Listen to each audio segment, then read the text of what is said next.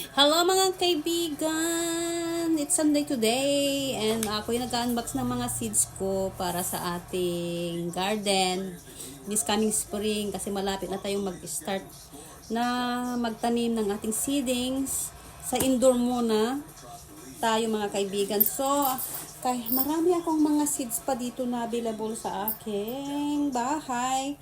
Kaya lang, gusto ko rin sumubok ng ibang pangalan ng company na nagbebenta ng mga seeds. At hopefully, ay successful ding mamunga. Kasi naranasan ko na ng iba't ibang bilihan. Hindi successful, lalo na yung seeds ng ampalaya. Anemic yung mga seeds nila at walang nabubuhay. So kami mayroon kaming mga available na seeds na ampalaya na pwede ko ring ibenta. Marami ako. So let me know if you are interested. Pero ito guys ay ito yung una kong yung wing bean is kalang. Gusto ko pong subukan ito na hopefully mamunga sila kasi yung mga Ilocano guys, yung panlang ay masarap abrawon or pakbet, ulang lang, stuff like that. Salad, mga ganun. Tapos, bumili din ako ng maraming different variety of sitaw na hopefully din ay bibigyan tayo ng magandang quality na sitaw kasi pangit yung sitaw na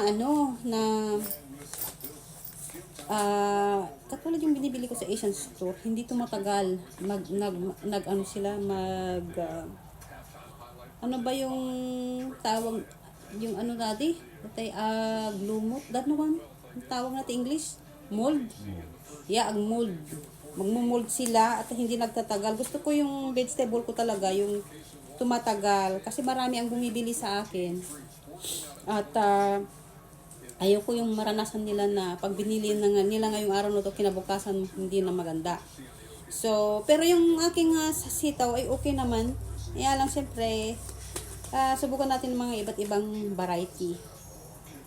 Ito sitaw to na magkaiba, may kulot-kulot, parang may kulot-kulot, pahaba yung iba. So, try yan.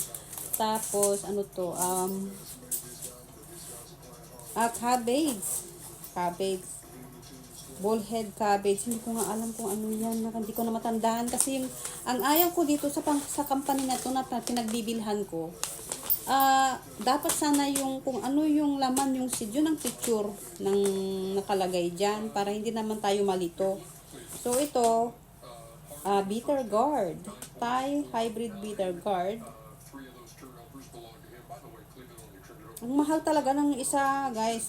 Naintindihan ko naman sila kasi at least itong lagayan nila syempre bayad din yan. Itong lagayan ng kanilang gulay. So, hybrid bitter gourd. Pero pag natanim ko ito guys, ay kailangan organic lahat ng ang dating hindi ako gumagamit ng hindi organic na fertilizer. So, ito naman ay singkamas mga kaibigan. Singkamas. Nag-order ako din ng singkamas seeds. Kasi nagki-craving ako ng singkamas. Yung nakita ko yung mga nandyan nagtatanim ay pinupunot lang nila na ganun. Tapos, ang tamis at ang sarap kainin yan. Ginagawa kong snack yan sa Pilipinas. Tapos, kailangan ko bibili ng sand. Kasi, sa taniman ng mga singkamas, kailangan mabukagkag ba? Or ano ba yung sa English yun? Daddy, bukagkag sa English? Basta. Kailangan sandy. Umidal ako ng ampalaya na white. Pero kailangan kong hiwalay kung saan ko itatanim ito kasi yung white at saka green hindi pwedeng ma-pollinate sa baka mamaya white yung gitna tapos yung yung ibang gitna is green. Yan, tapos to O mga ano rin, ano din ito, ampalaya din ito. Ay, ang dami kong klaseng sitaw talaga. Ano pa? Malabar spinach. Ano ba yung malabar spinach? Hanggang? Ampalaya din. Beard lang. Hanapin ko nga yan. Tapos, bumili din ako ng Romano Polbing. Plano kong magtanim ng marami. At tapos, ilagay ko lang din sa harap bahay. Magbebenta ako. At tapos, ito, talong. Dalawang klaseng talong. Kasi alam nyo guys, bawat isang tanim dito sa amin, ganito pa kakalaki. Ang bayad ay ang bayad ay halos mag $5 isang piraso lang. Kaya kung ako yung bumibili sa mga nagbebenta ng mga seedlings, hinahanap ko kung mayroong sobra na isa. Yun ang kinukuha ko, dalawa. No, yung mga alaga ko talaga. Ay! Gambaks ka din. So, all in all, itong mga orders ko mga guys ay nagkakahalaga ng 100 bulyares. Syempre, mahal kasi nga mga puro organic din mga ito. Tapos, yung puhunan natin mga guys, mga pang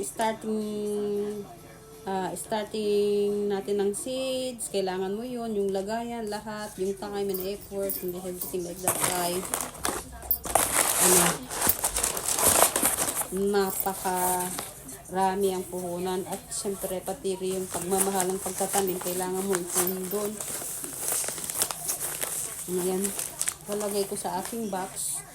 Yung timba ko guys, ayun, puro seeds ang laman. Tingnan nyo. Ayan, tingnan nyo na. Diyan. Nahanap ko, kala ko na wala ako na eh. So, marami din ako mga seeds ng malunggay mga guys. Mag-i-start din ako mag-seeding ngayon na. Tapos, marami ako. Ito, seeds. Ayan. Ay. So, ito. Mula sa aking garden guys, tignan nyo, golden brown siya. Nag-matured talaga siya. Hindi katulad yung nabibili ko sa Amazon at saka ibang lugar na yung kulay nila is anemic. Mga pag tinanim mo na, pag wala na, hindi siya tumutubo. So, ito, magbebenta ako. Order na.